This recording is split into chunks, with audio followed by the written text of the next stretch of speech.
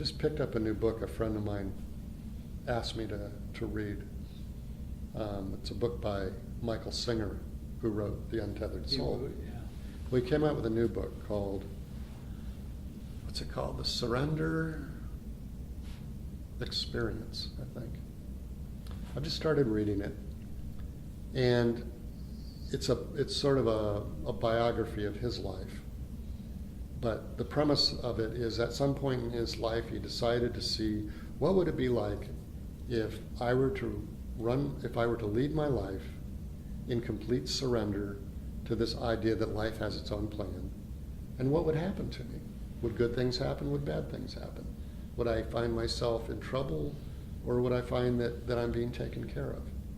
Would I find that everyone took advantage of me, or would I find that people would come to my, not rescue, but, come to my aid to help me live my life the way I needed to live? And if I stopped completely resisting what was going on, would I be better off than trying to utilize my will and free choice and my own idea of what would be best for me? And so I'm really fascinated to read the book, because I have a feeling, I think I know where the book will lead him, and I think it'll be a fascinating explanation of his experience with that type of surrender in this everyday world.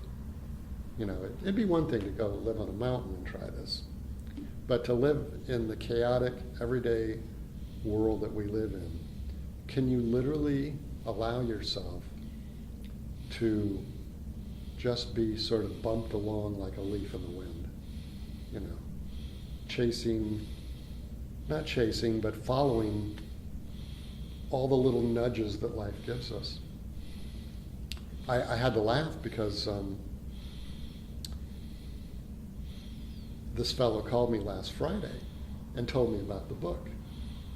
And then on Sunday, I'm down in Ashland, and I walk into the bookstore down there, Soundpiece, and there's the book right in front of me. I would have never noticed it had he not called me and told me that I should read this book. So, is it little things like that? I mean, that's what I ask myself. Is that an example of that? That, random phone call, random thought about a book. 2 days later, I walk into a bookstore and there it is staring me in the face. Wouldn't have noticed it had not been for the phone call. What happens if we do more of that in our lives? What happens if we just listen to what comes along and then remain open to see where that leads us?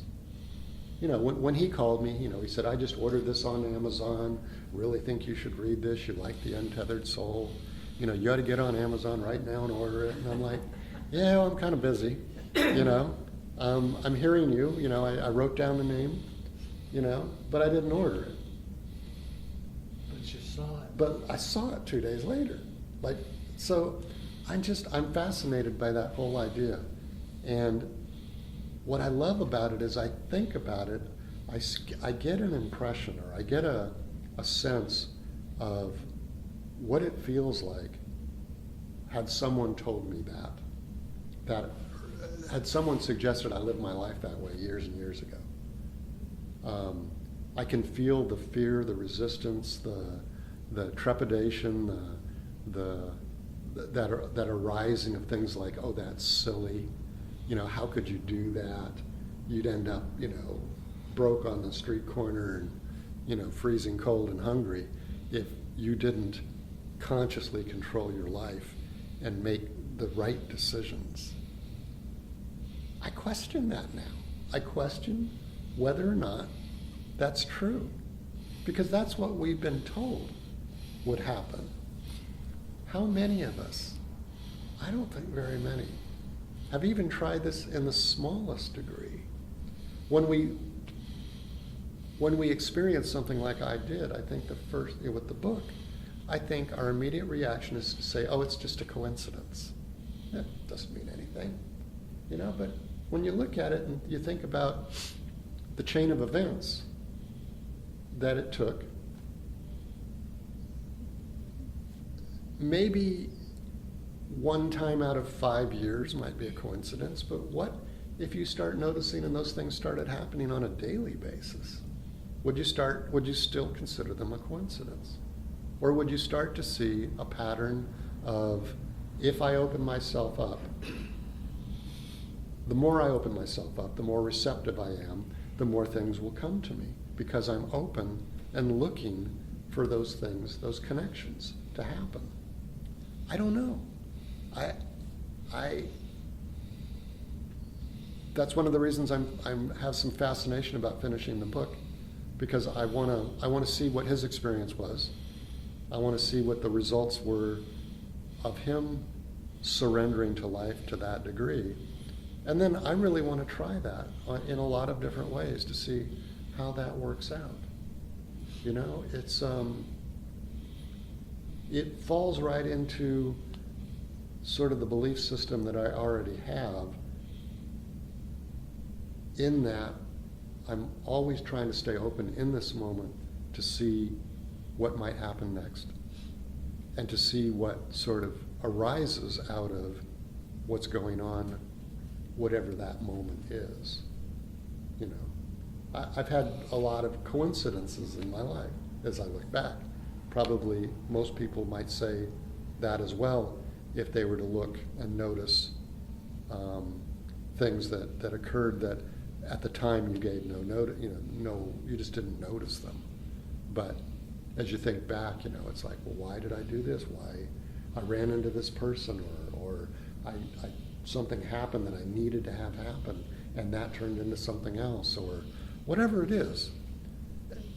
I think one of the things that we have to give up if we're going to start looking at those kind of things is we have to give up the idea of good and bad things.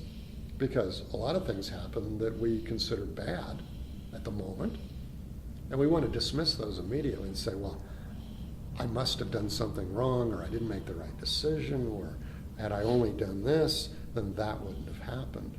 Well, it's quite possible those things have to happen for whatever reason.